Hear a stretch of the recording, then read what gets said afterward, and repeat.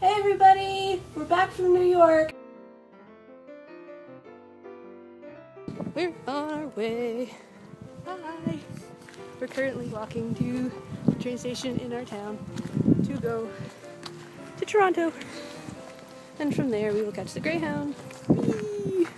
This trip was a little different than others we've taken. We traveled by bus. We're going to New York State. I was a little bit hesitant at first because I knew it was going to be a long ride, but the ride there wasn't that bad. Traveling with the Greyhound was awesome. It came with Wi-Fi, power outlets, power forever, and the seats were actually fairly roomy. I would recommend that traveling at night is actually a lot better because the passengers around you are a little less annoying. During the night was awesome because, you know, everybody just pretty much just fell asleep and nobody bothered anybody, and it was great. Driving back during the daytime, however, was a little different. I think because everybody was awake and they were antsy from their trip, they just got irritating after a while. We caught the bus at about 11:30 on a Thursday night and traveled through the night all the way till Friday morning. So we got to New York City at roughly 11:15. Check-in for us was at 4 p.m. So we did have some time to kill since our arrival time was 11:30 in the morning. So we decided to check out Central Park. And one of our favorite things that we visited was Turtle Pond. Hi, buddy! Turtle party! Leonardo, Donatello, Michelangelo. Who's left? Huh? I already said that. The fat one. Trust me, I feel bad that I forgot Raphael, but I was running on very little sleep. We also had to check out Strawberry Fields, and one of my favorite parts was going to see Balto. I'm a big dog lover, and the main reason that I started loving dogs so much is probably because of the story of Balto. It's just really cool knowing that a dog can be so heroic. Another thing we did before checking in, we went to the Disney store. Of course, we have them here in Canada, but not as big as the one in Times Square. So we had to go and check it out. And I particularly liked going up and down the escalators because they had lanterns from Tangled and it was just beautiful. So I had my own little magical moment going down the escalator.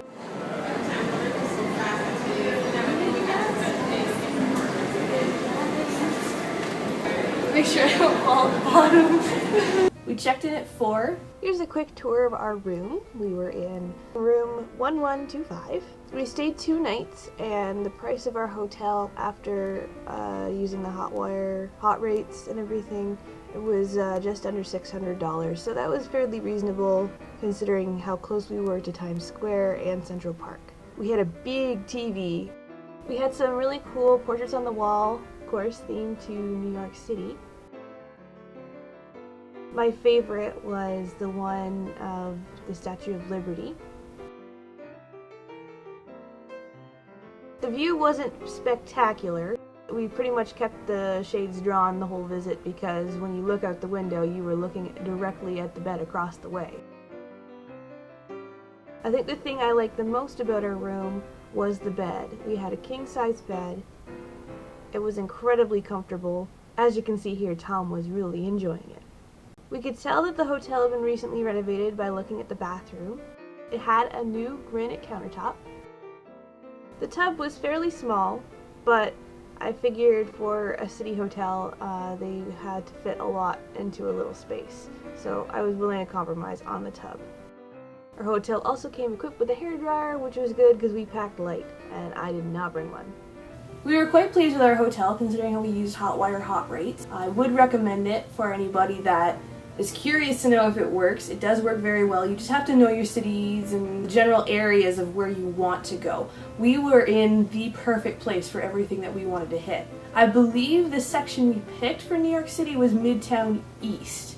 So we were pretty much smack dab in the middle between Times Square and Central Park. So when we checked in, we took a much needed rest from all that traveling, and then we decided to freshen up and have some dinner, and then we headed off to the New Amsterdam Theater because we had to see Aladdin! It was the greatest. If anybody's thinking about seeing a Broadway show in New York and they're a Disney fan, you must see this show. I believe it has 5 Tony nominations and I hope it receives them. The cast was perfect. It was super cool seeing Jonathan Freeman, the voice of the actual animated Jafar, live on stage. It gave me goosebumps the whole time just to hear his laugh and, you know, just his voice. Because it was him, it was like you were almost afraid of him. It just it kept the story somewhat even more genuine. And James Monroe Iglehart as Genie, he was brilliant. He was super animated and just really fun to watch. His costume was really sparkly and it was just really easy to just enjoy the show with him there because he was just really hilarious, and he just had us cracking up the entire show. And of course, Adam Jacobs and Courtney Reed as Aladdin and Jasmine, they were adorable. A whole new world. I was totally welling up and it was just a really magical moment. I'm still trying to figure out how they did the magic carpet. I give it 2 thumbs up. You guys should go see it. That's pretty much that. On our way back from the theater, we were pretty tired, so we just pretty much walked back to our hotel. We managed to snap a couple shots of Times Square. Then we just went back and crashed. We were exhausted. Day 2 for us was more of a little adventure day. We decided we would do some shopping, so the first stop was Nintendo World. I really wanted to see the Pokemon Center, so that was what I was really geared up to go to. When I came up those stairs and saw nothing but plushy Pokemon, I was just so excited and I really wanted to just take them all home with me. But I don't really have anywhere to put them. I did try to convince Tom to let me take home a big life-size Fennekin, but no luck.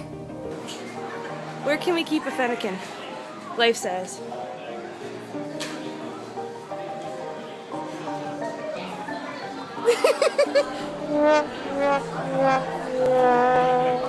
And then it was on to probably one of my favorite parts of the trip besides Aladdin. One of my New York bucket list items was to walk the Brooklyn Bridge. It was just something that I've always wanted to do. One reason was it doesn't cost anything, and I knew the views would be stunning. One thing you'll notice if you're walking the Brooklyn Bridge is all the locks. They're called love locks. And what it is couples will put their names and maybe the date that they were there, and they lock their love on the bridge. And what you're supposed to do is put a padlock on it, preferably ones with keys, because then what you do is you throw the keys in the river. And so it's like, it's permanent in a way, like you cannot unlock this lock again. Kind of like a ceremonial thing that you can do on Brooklyn Bridge together, and it's a nice memory. Tom and I brought our own lock, and so we locked our love on the bridge, kind of just as you're getting into the center. So if you guys are looking for it, this is what it looks like. We had a friend recommend that we go to this place called Grimaldi's. Grimaldi's is a brick oven pizzeria, and I must say it was incredible. The line went out the door, it was raining, we were kind of miserable, but we knew it had to be worth it for the line to be this long. I can assure you, it was definitely worth standing in line in the rain for an hour and a half. We lucked out because we were a small group, because it was just Tom and I. By the time we were about halfway up the line, there was just nothing but large groups, and got to the point where then the guy came out and went, 2 people! So I stuck my 2 in the air and he called us in. So we actually bypassed about 50 people. So if you're going, maybe prepare yourself to eat in small groups unless you're okay with waiting about 3 hours. Grimaldi's was excellent for its fresh ingredients and the fact that you can actually see them making it in front of you. You know you're eating a good pizza. How Grimaldi's works is you choose the size of pizza, so if you're two people, generally you'd pick the small, or if you're a larger group you can pick the bigger ones. They do not offer slices and it's cash only. So you would just kind of pick your base pizza, which has crushed tomatoes, mozzarella, and basil, and then you would choose your ingredients, and each ingredient is a different price. We added pepperoni for $3 and onions for $2. The other awesome thing about Grimaldi's is it's so inexpensive. We got 2 bottled drinks and a pizza for $2 for $25. We had to give them a big fat tip just because the food was so good. So if you're ever in Brooklyn, check out Grimaldi's.